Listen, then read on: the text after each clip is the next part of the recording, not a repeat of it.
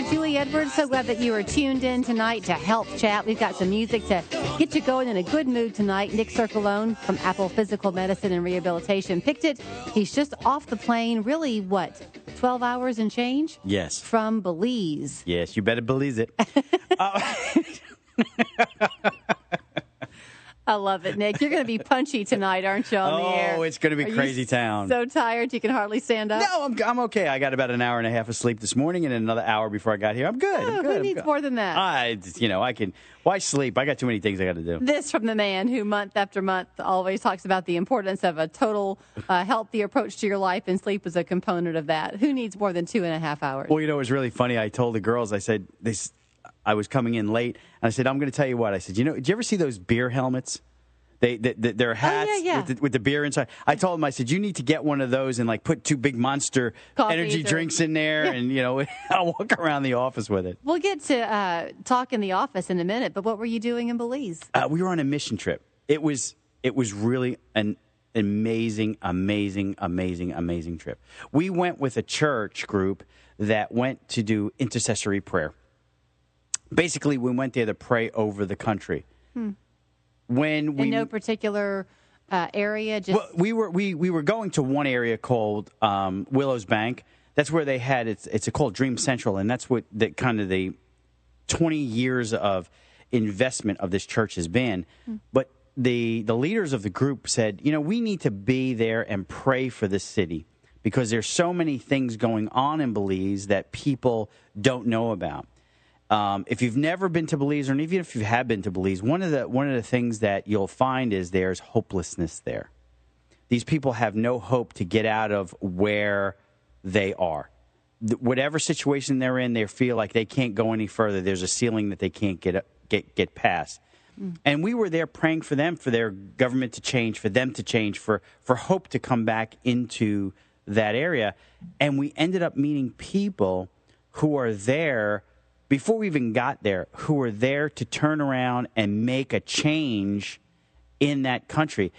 Our whole mantra that we were there is part of the Lord's Prayer. Thy kingdom come, thy will be done. We can't do anything without God's kingdom, and we can't have a kingdom without God in it. So that's what it was about. And let me tell you something. We've made friends and family, and it was incredible. How many people were you around? Were you set up in a general area, and then children and families came to you, or did you get out individually into the city? Both. We literally went out, and we had lanyards with keys, keys to God's kingdom. And we would go and meet people and talk with people, and they were like, please pray for me. Please pray for our city. Please pray for our government.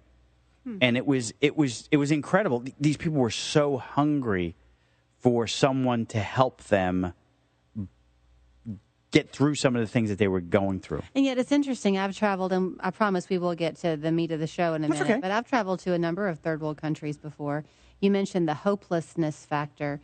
The Dominican Republic was our most recent, and I didn't see it intimately, I'll admit that, but it was a very different feel there, and I found the people in that country to be very, very positive and optimistic and full of pride for their country, and very much people of faith. But you do get that sense of they want so much more and than they can have. I've been to the Dominican, and those people are so proud. I've been into a Dominican home, and the floor, they have dirt floors. You can eat off of that floor. They're very proud. Yeah.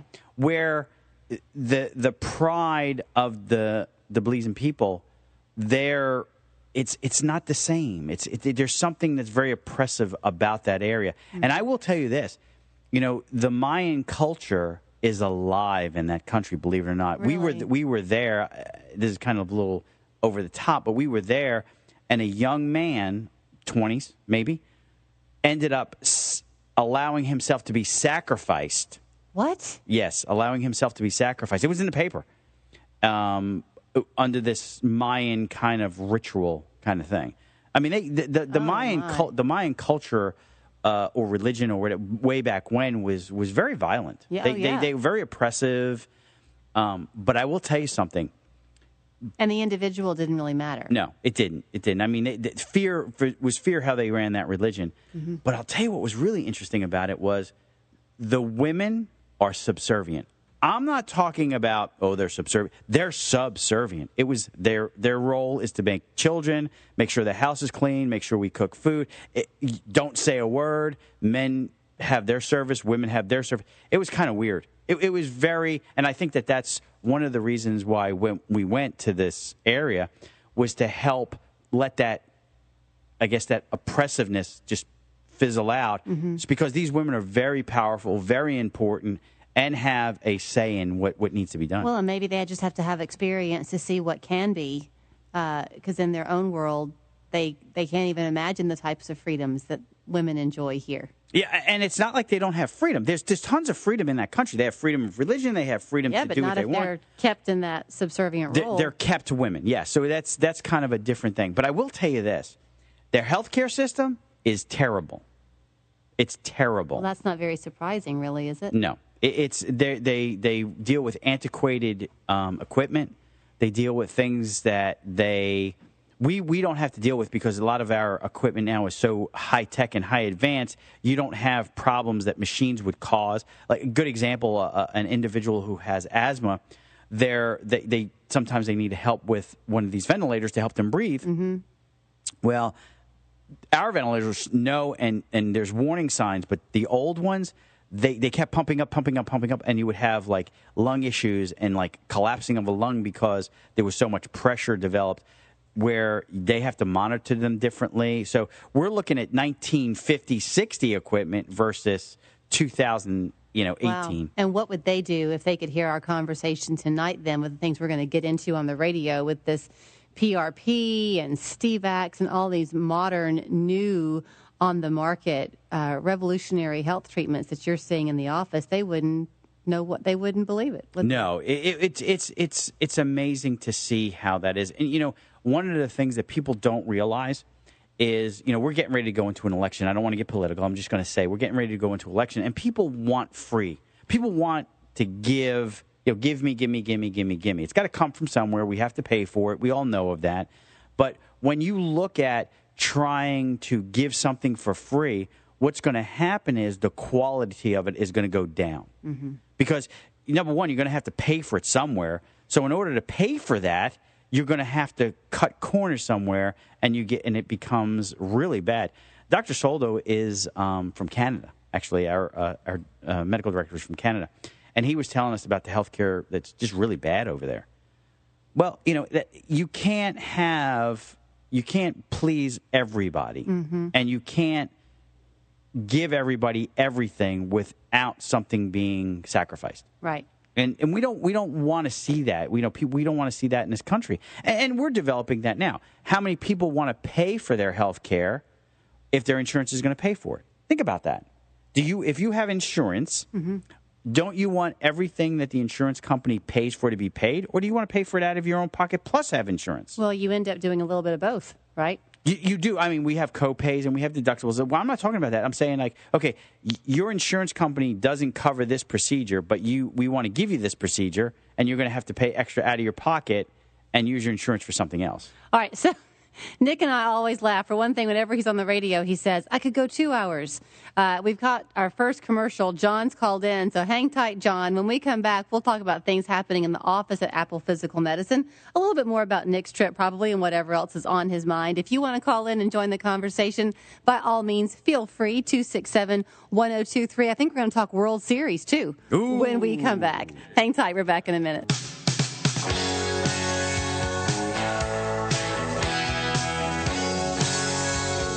Welcome back to the show, everybody. Julie Edwards, Dr. Nick Circolone with Apple Physical Medicine and Rehabilitation. This is Health Chat, and John called in before we went to commercial. So, hey, John, good talking to you tonight. Hey, John. Hey, how are you doing? Doing great. Oh, good. Well, Dr. Nick, I've got a short story about what you're talking about, not willing to pay for it. I've got a degree in exercise science, exercise physiology, and cardiac rehab. And that was back in the early 90s, mid-90s, and I had to quit. I was had a wife and 3 kids, and wasn't able to. You can't meet that commitment with the wife and 3 kids without some monetary compensation. Oh, I agree. It was kind of like police officers, firefighters, and exercise physiologists. Yeah. I mean, you just so I had to change careers, and I dream about it every night going back. But in 2000, I had to let all my certifications go, and I'd love to get back into that industry again. Well, John, what's really interesting about that you said that is, as our population gets older, what's happening is cardiac rehab, we'll use that first, is really important. And they want, once you have a stent put in, they're having people run on a treadmill. They're doing exercise. I know. And hey, I'm sorry. Go ahead. No, and it's like, now when you could have done it years ago and avoided the problem, these people now have to do it, and the insurance companies have to pay for it. Well, and I don't know. I want to promote a book, but this is 25 years ago, but there's a book called Reversing Heart Disease by Dean Ornish. Actually, I've seen that book and read it. No, I actually read part of it. Read part of it. And it's. I mean, if you do that halfway, you're not gonna have. You're not going to have, I guess, what they call it, the widowmaker. Right. Yeah. So, What are you doing now, John? I work for an insurance company. Yeah. You came full circle. Really, no kidding. So. Yeah. Well, I mean, I had to go where the money was. Right. So, but and now I'd love to get back in the industry, but I've got 2 kids in college, and one just is recovering from Hodgkin's lymphoma. So I'm so sorry. Yeah. But they're recovering. That's a good thing. Well, yes. Yes, it is. But, people ask me all the time about what should I do with this, what should I do with that. And I said, well, the industry has changed in the last 20 years. So I'm not able to answer that. And they said, why are you here? And I said, because, when I was doing it, Oprah wasn't wanting to lose any weight at the time, and The Biggest Loser wasn't on air. So yeah. Now you see all kinds of changes, right? Oh yes, absolutely. So well, and to make one last thing, sure. When I graduated from college in 1986. The first thing that Chattanooga Public Schools cut was the elementary PE, and now, 30 years later, they're screaming about childhood obesity. Yep. Yeah. They get it once a week or something like that. It's ridiculous, instead of every day. Yep. All right. Well, I appreciate you taking the phone call. Thank you. Anytime, John. Anytime. I hope your child continues to recover. Yeah, we'll be thinking and praying for that. All right. Thank you. Thank you. The point about the PE classes, for my younger daughter's in school, they have a class 4 days a week. They have a PE class 4 days a week, and I love it. I think that's as important as any other academic class because it keeps your mind going. There you go. If you exercise, and eat fairly good. I'm not even saying that you eat fairly, if you want to have fast food every once in a while, but you're exercising and you're trying to watch your lifestyle, and your mind is much better. Mm-hmm. Now, my mind right now, I'm in a little bit of a fog. I'm trying not to be, but I am. Yeah. And it's because I didn't get enough sleep. But when I was out there and walking and doing things, that blood flow, all of that's so important for your mental as well as your physical. And I think if kids have that exercising and burning off of that junk that they've been eating and getting rid of some of that fog that they have, they're better students when they have testing and things like that. I would love to see a new study on that of exercise versus exercise and academics. That would be kind of a cool study. I'm sure it would show that it improves. Of course it does. It has to. Plus, you just, I mean, think about in the course of your workday. Maybe it's a little different for you because you're kind of moving throughout the day anyway at the office. But even for you, for people who just sit in front of a computer all day. That's ridiculous. Well, I'm sure that they value the time when they get up and just walk down the hallway or use their Fitbit to walk a few minutes and get their 10,000 steps in. You've got to just clear your head. And kids don't have a chance, I think, to do that all the time. It's just move from this to this to this to this for 8 hours, and they go home and go do more homework. Well, I had a patient today. Just he was sitting there with neck pain, and we worked on him. He goes, "Oh, my neck's really bothering me," and he looks and he's looking at his phone. I mean, he's a busy man, and he's like, and he looks up and he goes, "No wonder my neck hurts. I'm looking down at my phone." Yeah, that happens all the time. And the new thing is sitting is the new smoking. Right. As I sit here talking to you while you stand. Sorry. Well, that's okay. If I sit, I may fall asleep today. So we don't want that. You keep on standing. We got 30 more minutes to go. That's it. But in all seriousness, our funny things are happening at the clinic. Yeah. One of these, I'm going to say this, and people are going to giggle when I say this, but I was a P90X person. I'm a beach body kind of guy. I don't have a beach body. I still have a little bit of fluffiness around my abs, but I'm a little older, and I'm working towards that. I told somebody the other day, why do you work out 6 days a week? I said, well, because when I take my shirt off at the beach, I don't want people to go, ugh. I don't care if they don't look, but I don't know if they go, ugh. But here's what I've come up with. Beachbody, and I'm not promoting Beachbody. I'm just telling you what we're getting ready to do at the office. Beachbody has Beachbody on Demand. It's $99 a month. Excuse me. A year. Okay. It's a year. And they have all the Beachbody, stuff that's on there. Yeah. What I've decided to do is I'm becoming a Beachbody coach. Really? Yes. And I'll tell you why. Because there's great things on there, such as light exercising, yoga, resistance training, things that my patients can do. And I go, I want you to do this. And what I could do is then say, hey, I'm going to coach you. I'm going to you call me up and say, hey, doc, I'm having a problem with this movement. How do we do that? And I'll do a quick little video and show it to you. All I'm doing is modifying what somebody else has. When people go, what should I do for exercise? Well, you may turn around and say, your exercise level is probably better than most, and I can have you do this. So I'll give you this program and say, do this. For $99 a year versus paying $70 a month at the gym. If you're motivated. If you're not motivated, go to the gym, get a trainer, and do it. Is it exercise only, or is it also a dietary? There's also dietary stuff on there as well.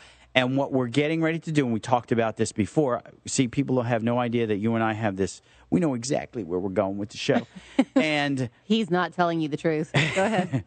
We always end up where we need to be. It always works out. It's like Winnie the way. Pooh always finds the honey pot. We always find where we're going to go. But we're going to be starting, hopefully by the 1st of November, we're going to be starting doing the Boston Heart like we talked about the last time. Yeah. And what we're going to do is we're going to find out what your blood type is, not blood type, excuse me, what your blood's going to tell us, what your lipids are, what your genetics are.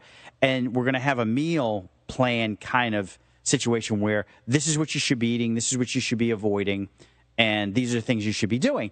And I want to incorporate all of that into this Beachbody program.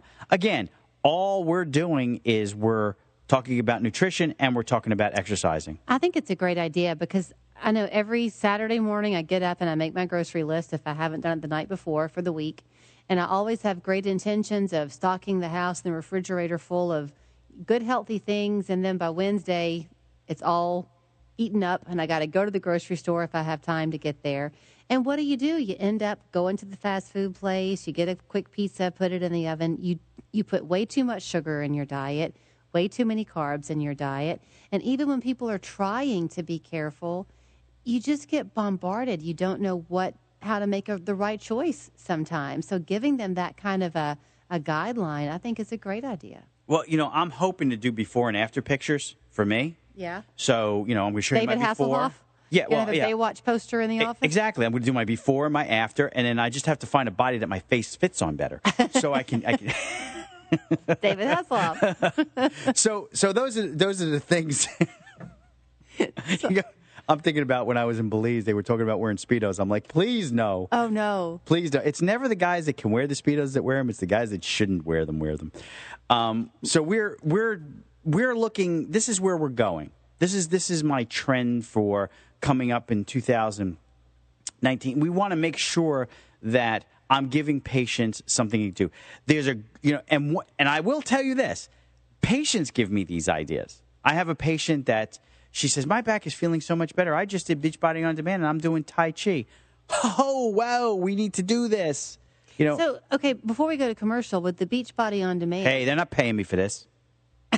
Go ahead. When you do this at Apple, can people do it who have otherwise no real health problems? They just want to get in shape and feel better? Sure. This is not something I get anything out of.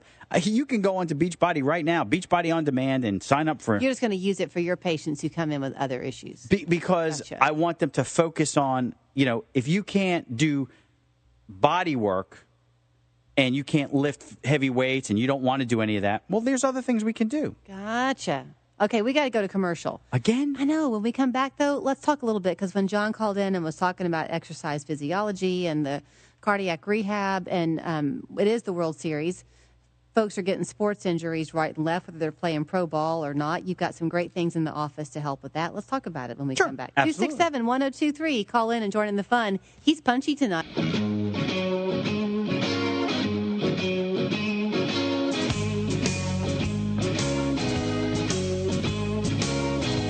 Welcome back to the show, everybody. Nick and I have talked about so many things, very little, though, so far, about some of the topics we wanted to get into tonight. You sent me a text today saying, hey, it's the World Series going on.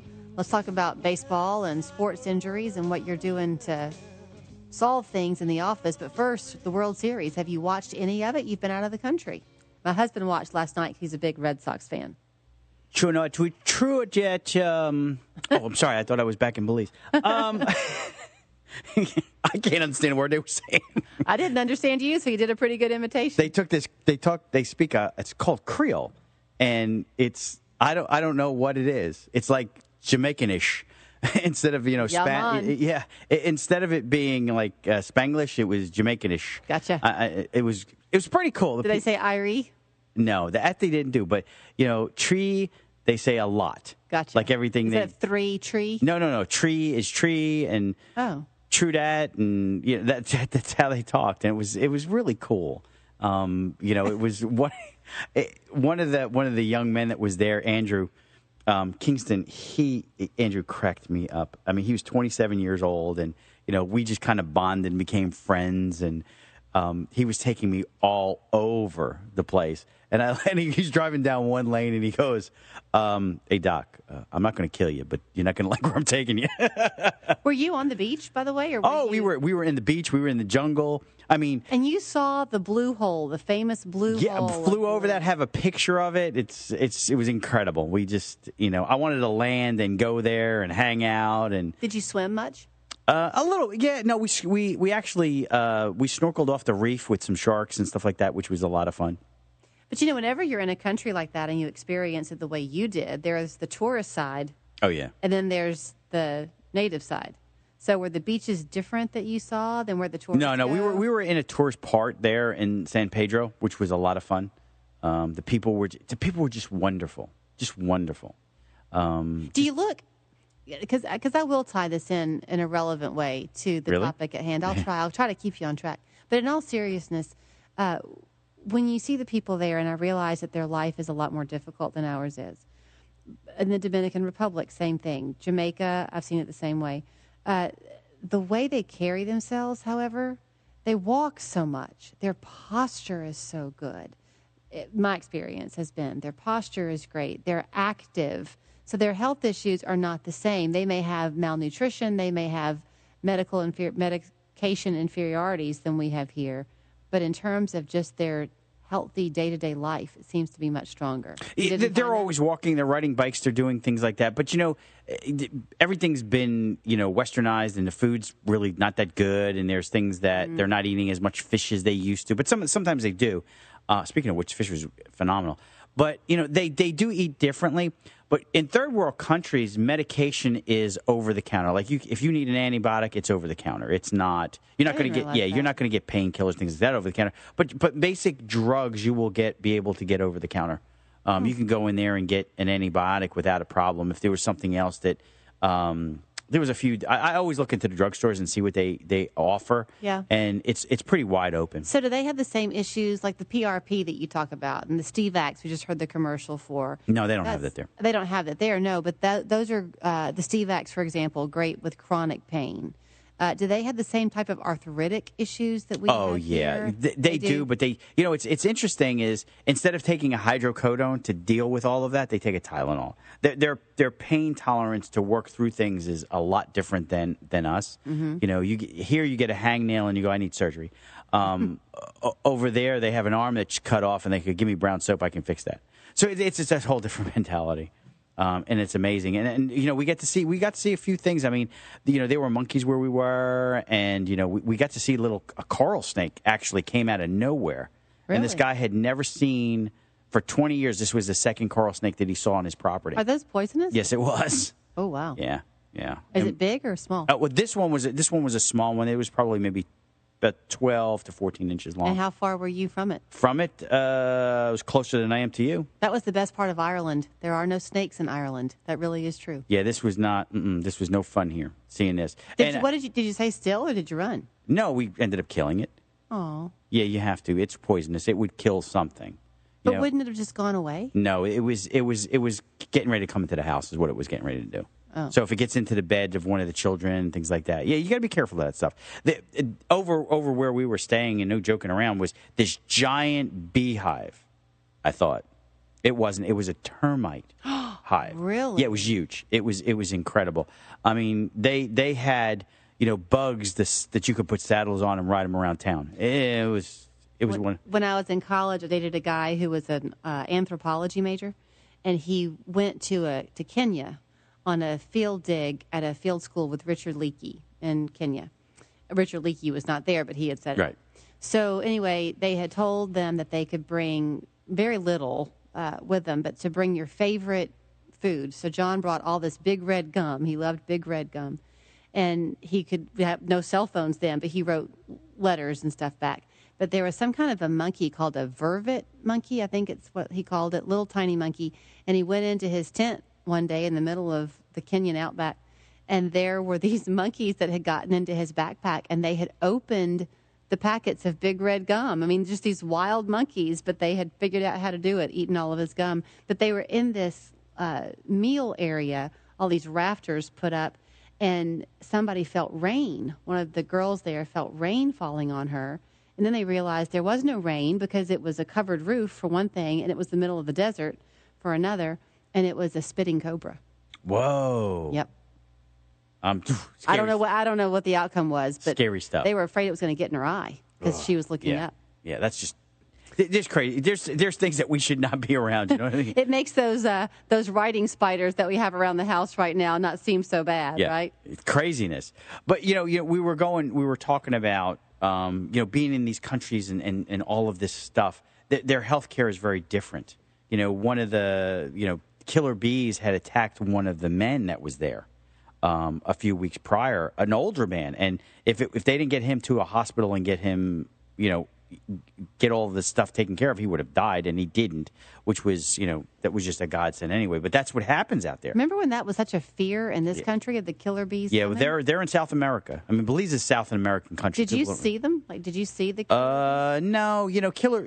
Are they that because they go in such swarms? Yeah, they're aggressive. That's what they are, and they attack in a swarm. So that's what the problem is. It's not just one bee. It's the way they attack. They're aggressive. That's what makes them the killer bees. But you were talking about like the World Series, and a lot of these ball players.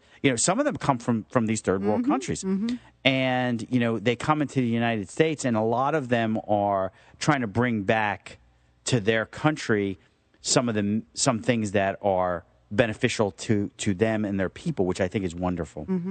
And one of the things we talked about was this PRP, platelet-rich plasma, and what's happening is that we've been using it in the office to help heal tendons and ligaments and things like that are just it's an amazing process where we take the blood of the patient and we spin it down and we re-inject it in there. It's basically putting their own blood platelets back in there to help regenerate and help heal that area. Pause there. We'll talk about why it works so well when we come back. I know you're going to be so glad to go home and crash. Nah, You've got to be so tired. No, I'm good. 267-1023, our remaining moments with Nick in just a second.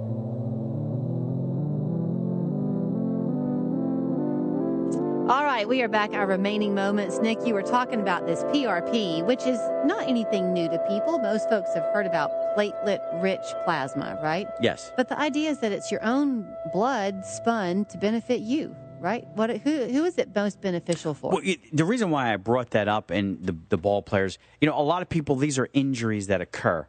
And what happens is a lot of times we don't know how to fix some of these injuries. But if we can use, medications don't work, cortisones don't work, there's a lot of things, they're temporary.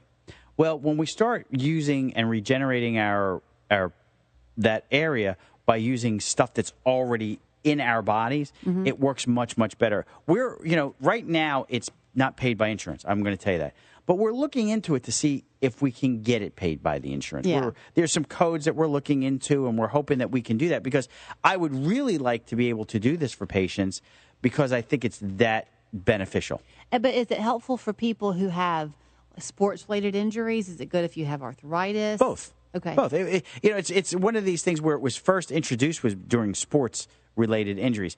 And the reason why I wanted to talk a little bit about this is, I was in these other countries, and, some of this could really work in another country and be inexpensive.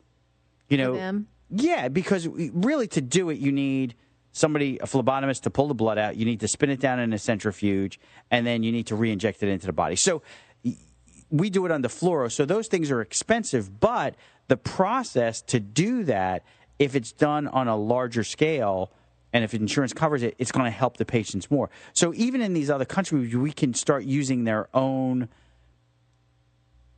it's kind of their own remedy to their bodies because we're using their own cells to do it.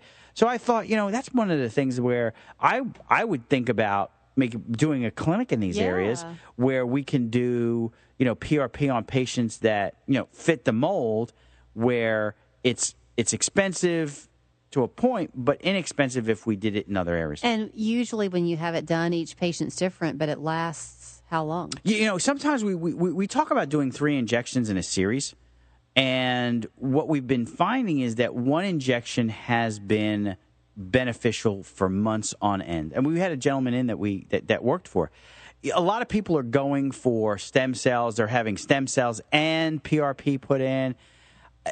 I don't think I have my reservations about stem cells, not that it's wrong, but there's something about it I'm not so comfortable with yet. A lot of people are doing it. There's clinics in town that are doing stem cells, and it's very expensive. I mean, you're talking, $5,000-$6,000 a joint, maybe less, but it's something that's coming from somewhere else to be put into the body. And what's the long term of this? We don't know the long term. We do know, if I start putting stuff into your body that's already yours, we're less chance that we're going to have a rejection, less chance we're going to have an issue, less chance of infection, less chance of something being in it that's going to cause a problem.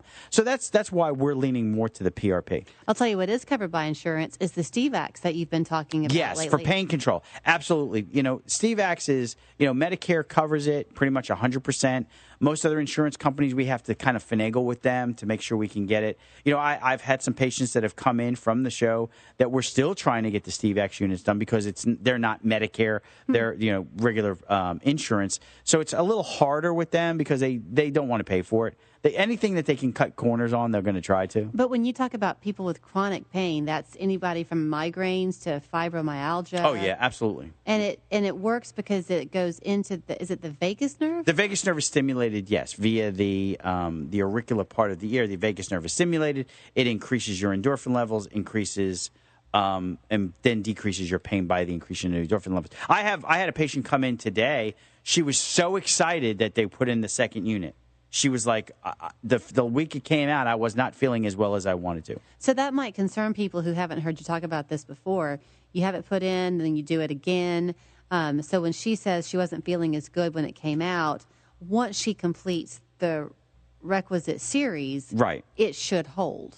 Yeah, she should do really well. I've had patients that we're going to try to get on the air that have had the Steve-X put in, and they're doing well afterwards as well. Now, again, one of these things that we talked about is, does it work perfect for everybody? No. But if you're taking, let's just take an example. Let's take you're taking several pain pills a day, and you're doing it every single day, and we use a Steve-X unit, and we can drop you down to maybe 1 or 2. That's a lot better, and that's a significant improvement. I have a patient that has classic chronic pain that we're getting ready to put a Steve-X unit in, and I said to him, I said, it doesn't work for everybody. I said, but 85% of my patients right now, and we've put in over 30 units, close to 40 units now, and 85% of the patients have gotten a 50% relief. He said, if I can get 50% relief, I'm happy. But then does it work? I know we have like 3 or 4 minutes left, but does it work where, let's say you had it put in next week, and you get that 50% improvement over the course of the 4 weeks, and then maybe it begins to come back again. You need to have it done again in a year. Usually our protocol is 6 months. Okay, 6 months you come back and you do it again. Is it possible that now with the remaining 50% that you still hurt, that could be diminished some? I mean, could you eventually get yourself to no pain? The way it works is the body. If your body responds well to it, theoretically, and I say theoretically because it's still such a new thing. But yes, patients, by using it often or having it done in the series of 6 months, their pain level may be decreased to the point where they may not have to use it once every 2 years, once every 3 years. That's the goal, is to decrease the pain and allow your body to do that. I do want to get the forecast in, because for folks who do have arthritis, they say that when the weather changes, you can feel it. Is that true, you think? It is. I've had people do that. Okay, so it's going to drop like 20 degrees. 59 tomorrow is the high. Can you believe that? I love it. I love it, too. 59 tomorrow, the clouds come in, 30% chance of rain. Friday, good chance you're going to wake up to rain and have it throughout the day. A cloudy, again, high near 54. Chattanooga Allergy Clinic bringing you that forecast tonight. 899-0431 is their phone number online. ChattanoogaAllergyClinic.com. 8 locations to serve you. That is true that people say that their shoulder begins to hurt, their knee aches before the weather front comes in.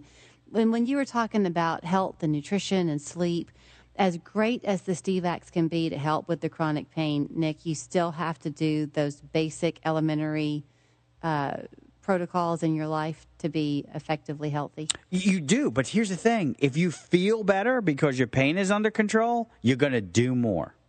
So that's the key. If we can get the pain down to a comfortable level where I can get you to exercise, I can guarantee that you're going to feel that much better. Tell people how to get in touch with you. All they have to do is call me at the office. It's 423-855-7376. One of the lovely ladies that works for me will take care of you, set up an appointment, get you in as quickly as they can. My schedule is pretty heavy, so it's hard to get in. And if you don't know where their office is, they're right there, Shallowford Road, right by the Hamilton Place Y and Fresh Market. And we have the other office, which is in Sale Creek, that I'm part-time in right now. That's right. I'm glad that you're back from Belize. I'm excited. I am going to go home and pass out, though. I mean, it's just one of those things where... But I won't be able to do it because Nicholas will probably be there. Oh, your grandson. Yes, so my buddy. While you can still say it and not sound corny, your trip was... unbelievable. There you go. Have a good night, everybody.